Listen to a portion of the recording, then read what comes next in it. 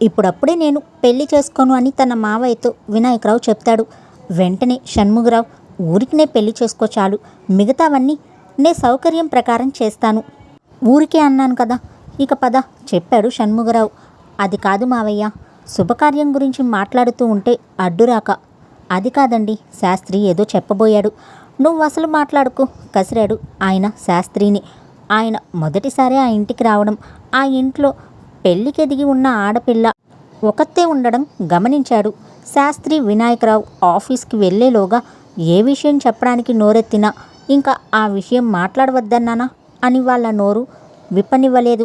ఇద్దరు బయటకు వెళ్ళాక పక్క పోర్షన్లోని పూజారి శతభిషాన్ని అడిగాడు షణ్ముగరావు. ఆ పిల్ల పేరేంటి? ఆదిలక్ష్మి. ఆరాగా. ఇంకా పెళ్ళైనట్లు లేదు. లేదండి, ఈ మధ్యే వాళ్ళ అక్క పెళ్ళైంది. మావాడు. ఆ అమ్మాయి ఏమైనా? ఊరికే అడుగుతున్నాను, ఏమీ అనుకోకండి, విషయం ఉండే అడుగుతున్నాను.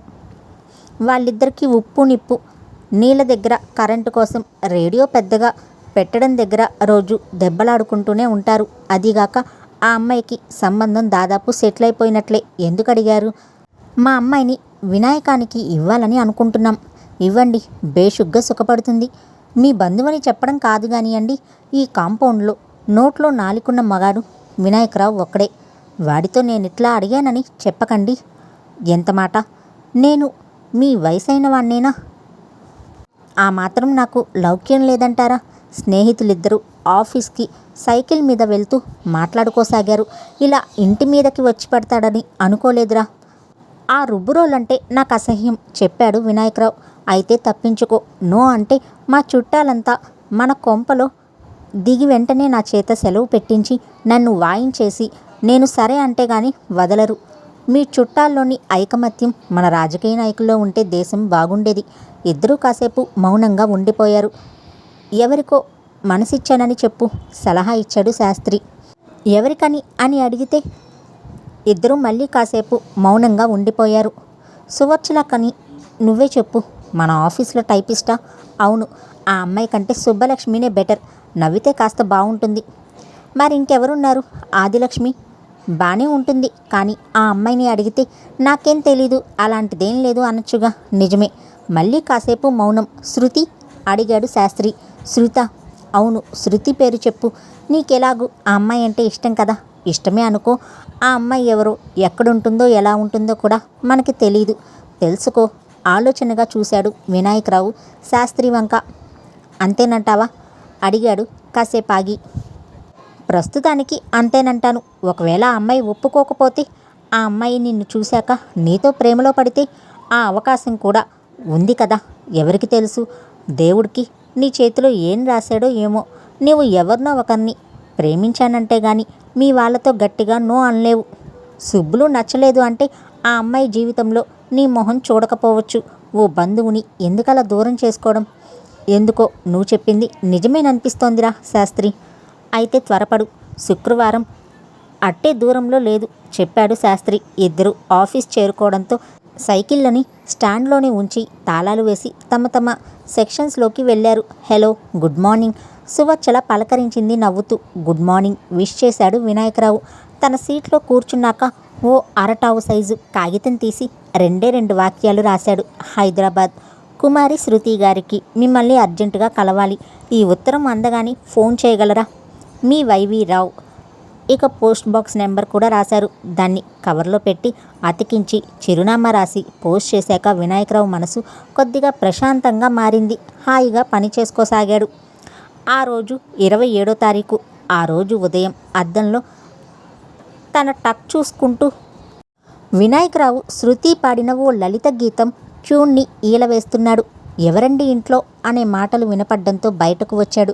గుమ్మం బయట ఇద్దరు నిలబడి ఉన్నారు. ఆ ఇద్దరిలో ఒక అతను లావుగా ఉన్నాడు. అంత లావు మనిషి ప్రపంచంలో మరెక్కడా ఉండడనిపించింది వినాయకరావుకి. ఎవరు కావాలి? అడిగాడు వినాయకరావు. రమణమూర్తి గారు.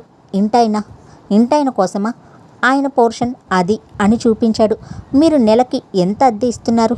అడిగాడు సన్నపాటి వ్యక్తి. ఇంతకీ మీరెవరో చెప్పనే లేదు అడిగాడు శాస్త్రి. మేం మున్సిపల్ కార్పొరేషన్ నుంచి వస్తున్నాం. ఇళ్ల పన్నులు ఫిక్స్ చేసే డిపార్ట్మెంట్ వాళ్ళం. వెంటనే శాస్త్రి వినాయకరావు ఒకరి మొహాలు ఒకరికొకరు మరొకరు చూసుకున్నారు. అలాగా, రండి, రమణమూర్తి గారిని పరిచయం చేస్తాను రండి. వినాయకరావు వాళ్ళని రమణమూర్తి పోర్షన్ దగ్గరికి తీసుకుని వెళ్ళి ఆయన్ని పిలిచాడు. ఆయన బయటకు రాగానే చెప్పాడు, వీళ్ళిద్దరూ ఇళ్ళ ట్యాక్సులు నిర్ణయించే అధికారులు సార్. వెంటనే రమణమూర్తి కాళ్ళలోంచి వణుకు బయలుదేరింది. అలాగా, నమస్కారం. ఏంటిలా దయచేశారు అడిగాడాయన 2 చేతులు జోడించి. శాస్త్రి అప్పటికే శతభిషానికి, ధనలక్ష్మికి, ఇతరులందరికీ ఎవరొచ్చారో చెప్పడంతో అంతా బయటకు పరిగెత్తుకుని వచ్చి ఏం జరుగుతుందా అని ఆసక్తిగా చూడసాగారు.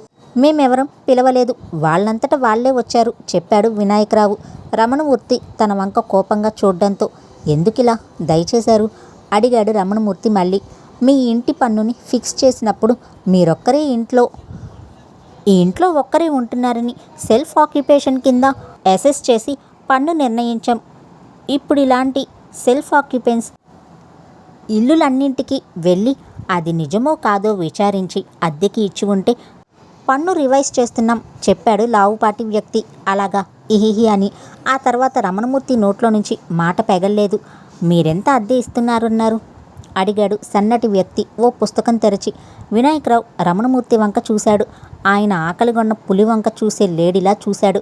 మిగతా పోర్షన్లలోని వాళ్ళంతా నిశ్శబ్దంగా వినాయకరావు ఏం సమాధానం చెప్తాడా అని చూడసాగాడు. వినాయకం, భోజనం చేశావటోయ్ అతని భుజం మీద చిన్నగా తట్టి ఆప్యాయంగా అడిగాడు రమణమూర్తి అకస్మాత్తుగా. జీర్ణం కూడా అయిందండి చెప్పాడు శాస్త్రి. ఇక నుంచి నీళ్ల దగ్గర మీరు ఎలాంటి ఇబ్బంది పెట్టరు కదూ అడిగాడు వినాయకరావు ఆయన వంక గంభీరంగా చూస్తూ. ఇక్కడున్న వాళ్ళంతా పట్టుకున్నాకే మేం ఆఖరున పట్టుకుంటాం చెప్పాడాయన వేడుకోలుగా. గట్టిగా అందరూ వినేలా చెప్పండి ఆ వాక్యం ఆయన అందరికీ చెప్పాడు.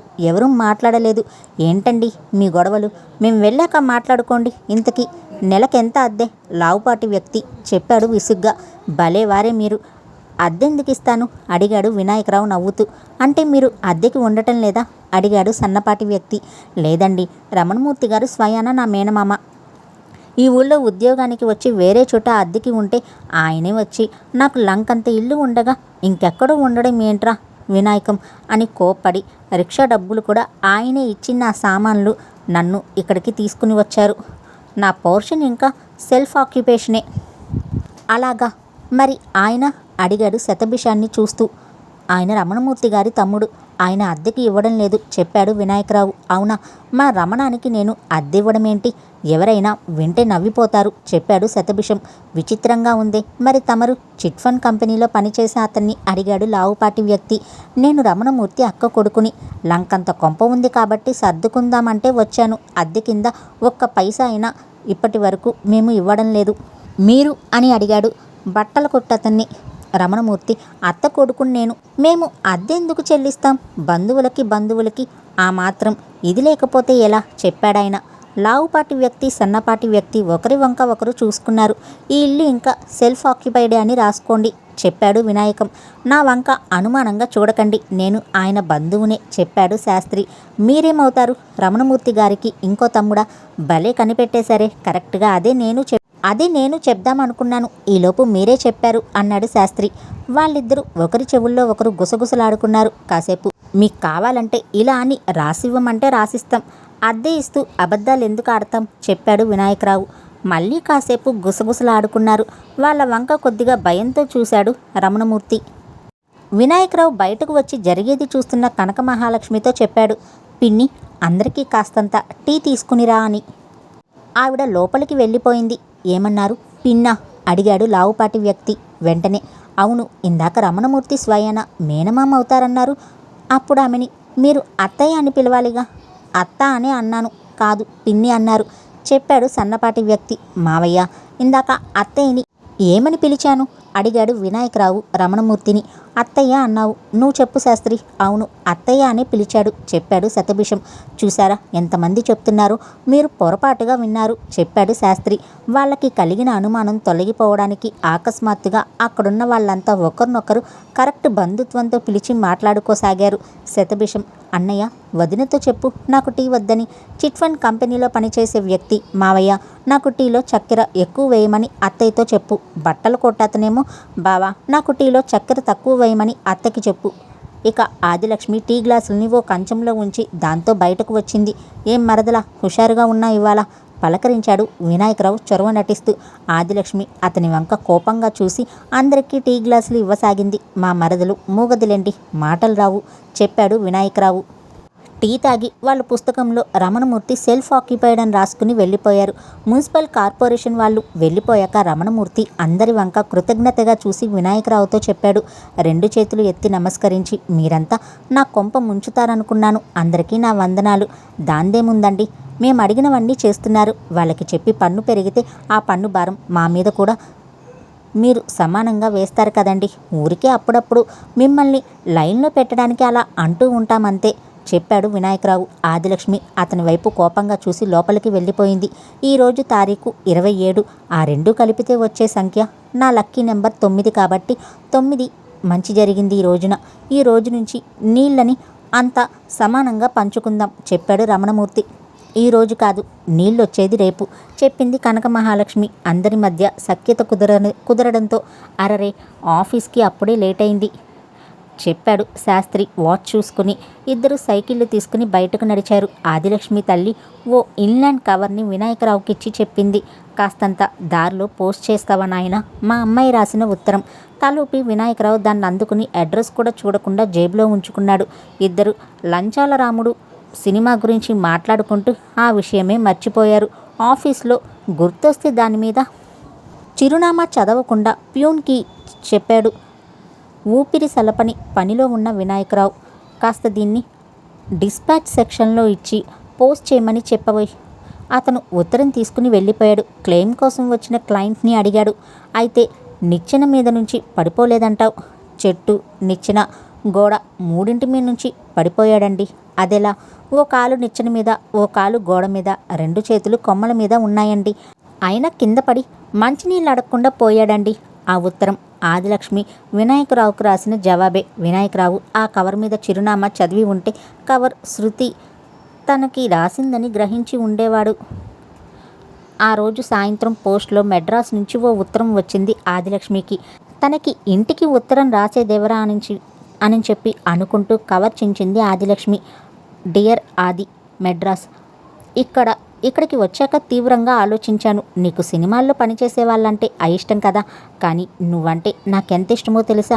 ఈ మెడ్రాస్ నగరాన్ని వదిలేసేంత హైదరాబాద్లోనో ఏలూరులోనో ఎక్కడో ఓ చోట చిన్న వ్యాపారం చేద్దామనుకుంటున్నాను, కేవలం నీకోసమే. ఎవరి కింద ఉద్యోగం చేయడం నాకు ఇష్టం లేదు కాబట్టి నీకు అభ్యంతరం లేదనుకుంటాను. మార్చిలోగా పెళ్లి చేసుకుందాం, సరేనా? నీ కామేశ్వరరావు.